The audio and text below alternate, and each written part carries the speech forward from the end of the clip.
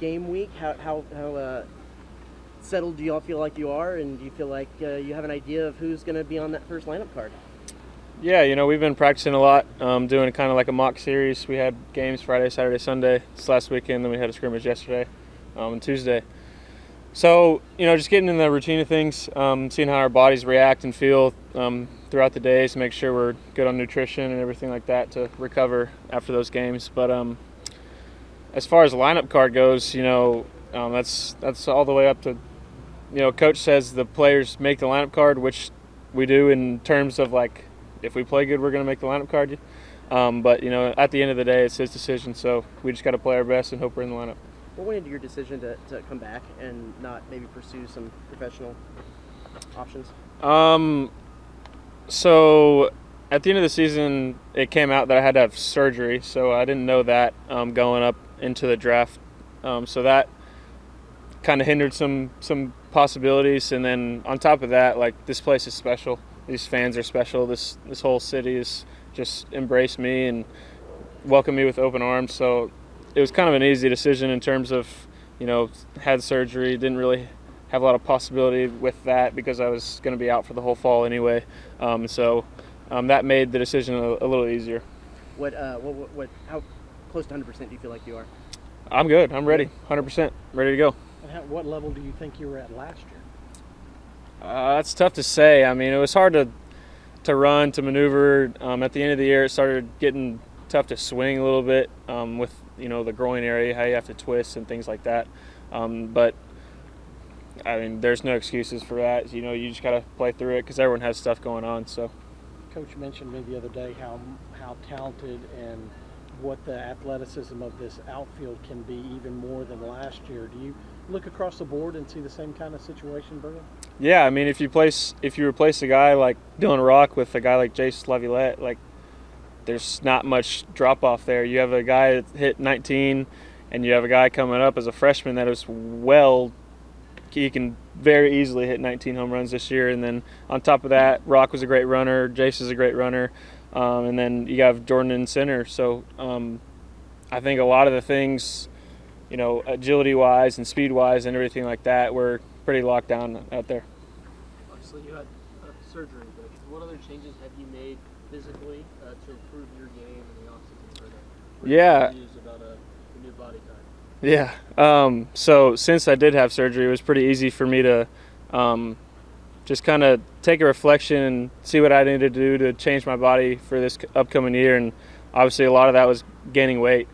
So I gained close to 25 pounds of weight for this year. And so I'm just hoping to keep that because, as you know, it's kind of hard to keep that weight as you play for 9 innings you play 9 innings 3 days in a row, and then you turn around, play 9 innings in 2 days. So nutrition is a big thing. That's what I've kind of honed in on, eating a lot and eating the right things so it's not bad weight and making me a better player. With that added weight, what is done and what do you do specifically to make sure you're still moving the same way, speed-wise and agility-wise?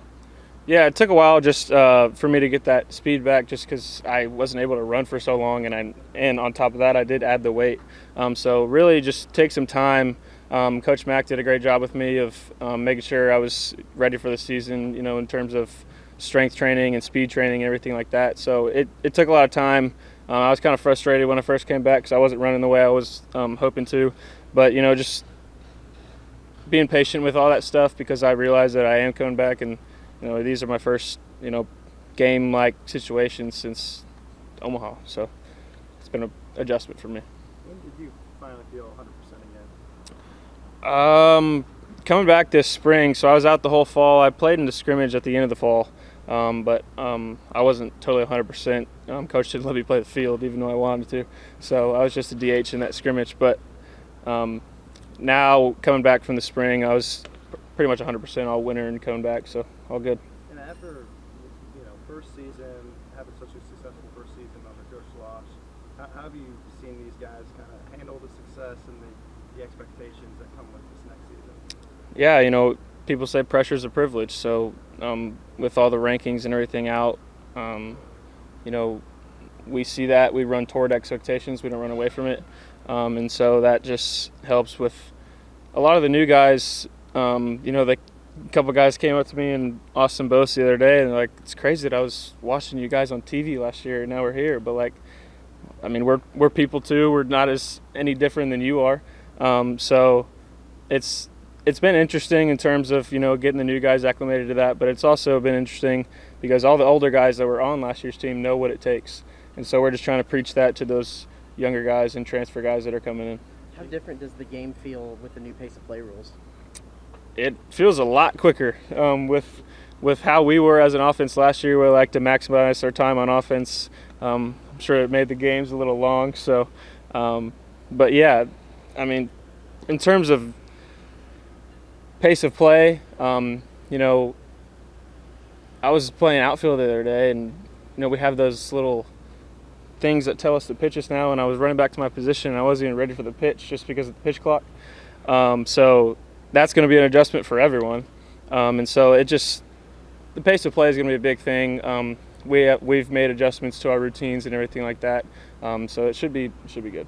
Speaking of the wristbands, obviously being in right field, you'll always get to see the signs. How much of a change has that been for you, and what are your thoughts on being able to see what pitch is coming before it's actually thrown?